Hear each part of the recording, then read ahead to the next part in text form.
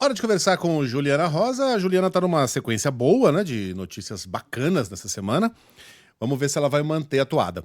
Banco Central divulga o índice de atividade econômica de julho, prévia do PIB. E aí, Ju, bom dia. Olha, eu vou falar que teve uma queda, mas não vai jogar no lixo todo o contexto positivo que a gente vem narrando essa semana da economia brasileira, viu, Água no Megali? Antes de chope, mais hein? nada. Água no chope. Tá, mas era uma Assista. queda esperada, pelo menos? Era uma queda esperada e veio uma queda um pouco menor que o Aí, previsto. pronto. Então, copo meio cheio, tá? Vou trazer para vocês um pouco aí a visão desse dado, que é uma espécie de prévia do PIB brasileiro, né? Esse dado do Banco Central. Bom dia para vocês, bom dia para o nosso ouvinte. Esse dado do Banco Central, que é o IBCBR, o Índice de Atividade Econômica, ele serve como um balizador da temperatura da economia brasileira. Ele é um indicador mais simples do que o PIB, então o PIB demora mais a ser divulgado, e esse indicador do Banco Central ele vai balizando um pouco aí a temperatura da economia. Um dado de julho, a gente falou essa semana, principalmente do comércio e dos serviços, né, que foram dados acima do previsto, e esse dado, ele basicamente traz os três principais setores da economia: a indústria, os serviços e o comércio. Esse dado aqui, divulgado agora pelo Banco Central, mostra uma queda de 0,41% de queda em julho, na comparação com junho. A previsão era uma queda já em torno de 0,5%.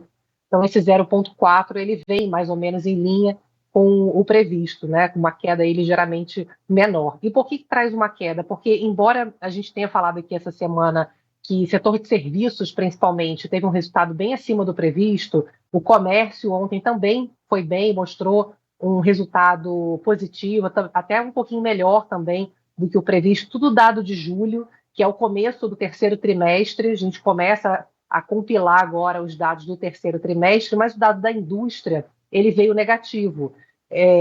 O dado da indústria ele veio mais ou menos em linha, porque a ideia de julho era que, como junho tinha sido muito forte por conta da recuperação depois da tragédia do Rio Grande do Sul, o dado de julho é uma queda meio que para compensar e voltar a uma certa normalidade.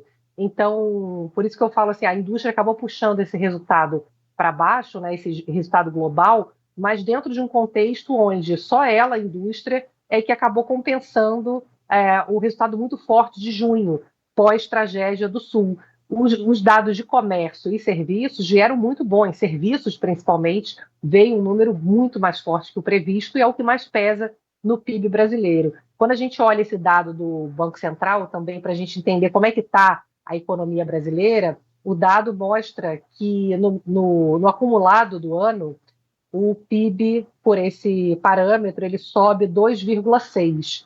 Então, o Brasil está crescendo nesse ritmo, né, entre 2,5% e 3%. As previsões estão apontando que o Brasil cresce esse ano 3%, tem já projeções acima de 3%, com um dado divulgado ontem mesmo pelo IBGE de comércio, já recebi algumas projeções acima de 3%. Então, é uma fotografia da economia brasileira que está indo muito bem. Esses dados são do início do terceiro trimestre.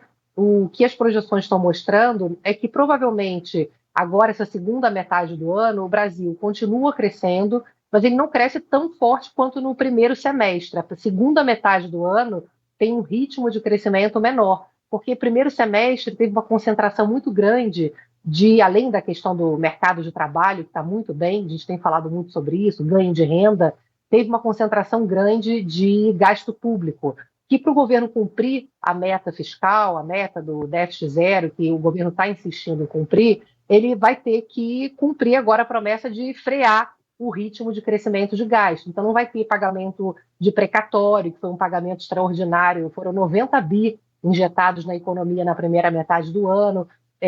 Na primeira metade do ano, o governo concedeu muito benefício social, então não pode continuar crescendo nesse ritmo. O governo até fala que tinha um represamento da fila do INSS, então ele pagou muito com Previdência e agora não vai crescer nesse ritmo. Enfim, de fato o que os economistas falam é que a segunda metade do ano deve ter um impulso fiscal de gasto público menor. Então a gente vai ver a economia continuar crescendo, provavelmente, mas nesse ritmo mais devagar. Muita gente tem me perguntado se o juro, que deve começar a subir, justamente porque a economia parece que está crescendo de forma mais acelerada do que ela consegue sustentar, né, o tal do PIB potencial, quanto que a gente tem capacidade de crescer sem gerar inflação alta, provavelmente vamos ter algum aumento de juros, e se isso poderia atrapalhar o crescimento econômico. Claro que sempre atrapalha um pouco, mas o que eu tenho mais ouvido, até de grandes empresas, tá? Tenho participado de muitos debates de investidores estrangeiros também, eles acham que o Brasil vai fazer um pequeno aumento de juros para equalizar esse ritmo de crescimento. Então, o que parece é que 3% o Brasil não consegue sustentar ainda, porque os investimentos eles precisam vir com mais força para que o consumo cresça sem gerar inflação alta, mas eles acham, que eu tenho ouvido muito, é que o juro sobe um pouco, mas a partir do ano que vem ele volta a cair. Então a economia provavelmente vai ter que dar uma freadinha, né? Não vai conseguir ficar crescendo 3,5%, por exemplo, tem que dar um passo para trás, crescer ali um pouco abaixo de 3% e sustentar um crescimento vigoroso, que para a gente, em torno de 3%, é um bom crescimento. E muita gente tem me questionado também, Megali, Carlinha, Roberta, você fala que a economia está bem, a situação está super difícil. Gente, é lógico que eu estou falando que está bem em parâmetros brasileiros, né? A gente não vive na Europa, a maior parte da população recebe 2 salários mínimos, né? É aquela coisa apertada, né? Então é bem, não significa que está sobrando, que a gente vive no luxo, está dando para viajar para a Europa todo ano, né? Não é isso. Então, por isso que eu acho importante também contextualizar. Muita gente tem falado, você fala que a economia está super bem, eu estou com maior dificuldade, mal consigo pagar minhas contas, né, minhas contas básicas, e é verdade. Mas é a realidade dura do Brasil. Agora, se a gente conseguir crescer 3% ao ano, todo ano, isso aí vai gerar um acúmulo de riqueza, vai começar a gerar redução de desigualdade. Então, é importante a gente estar no caminho certo, pessoal. Muito bem. No caminho certo com o Fusquinha atrasado. Juliana Rosa, até segunda. Um beijo, bom fim de semana. Um beijão. Valeu.